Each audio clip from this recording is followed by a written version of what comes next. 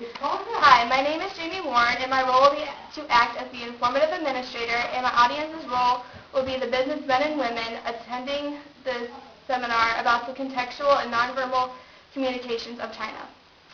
I wish to thank you all for attending the seminar on the cross-cultural communication differences of China. As you all know, the computer and electronic trade grossed $2.7 billion just here in California in 2005 and has had a continual growth. As a result, trade here at JWC and our business transactions with China are extremely crucial. As a result, trade here at JWC and our business transactions with China has had a continual growth. Our company relies profoundly on the continuation of exporting our computers and electronics to China, which will keep our profits up. The art of communication varies country to country, and as you all know, being aware that China holds different communication styles is something that JWC needs to be aware of. Being aware of this aspect is critical when training our executives so that they learn the correct way to communicate with China. This is why this training session is extremely important. The way business is performed within the United States varies in some aspects to the Chinese culture. Being aware of these differences will allow the employees at JWC to conduct our business with China and our Chinese businessmen smoothly. Communications in China. It is important when working with the Chinese culture to have an extreme knowledge of their culture, as not to discriminate against them or to offend them in any way. The Chinese find that relationships come first, and their business is centered around their relationships and trust with the business that they are dealing with. Bowing and nodding is the most common greeting of the Chinese culture. However, a handshake may be offered, and if so, you let the Chinese business partner offer their hand first. And it is also common that you will hear an applaud if somebody is introduced, so be aware of that.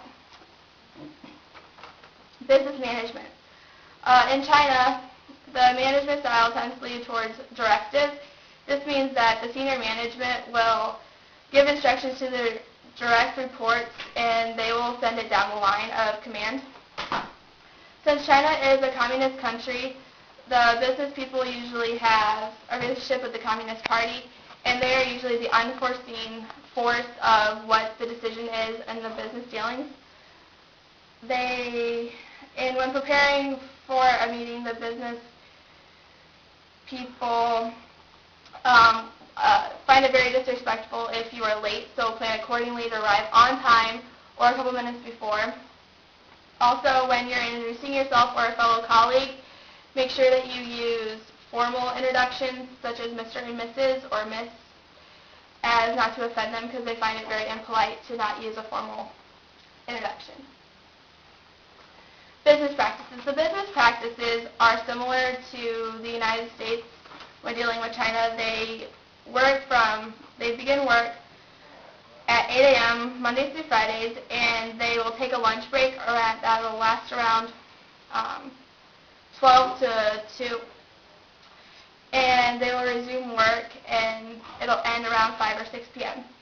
They usually will conduct their business transactions over lunch or dinner, and the business transaction will be concluded at the end of the meal, so be aware of that. So if you need to make any plans, make sure that you get that done before the meal is over. And also, it is very critical to the Chinese culture that if you initiate the dinner, that you pay for it, and if they initiate it, don't worry about it, they will cover the meal. Negotiations. When the Chinese are conducting business, they find it extremely hard to say no, as they find it that they will lose face, and in the Chinese culture it is extremely important that they will always maintain the face of a person or a business. And they also find it their business dealings are a group decision, but the final decision is mostly made by the boss, the person that is conducting the business dealing. acceptable appearances. In the Chinese world, the men are expected to wear suit and tie, and the women are expected to wear a skirt and a blouse of a modest cut. They admire people that look very wealthy, and if you look extremely nice, they'll be more apt to do business with you.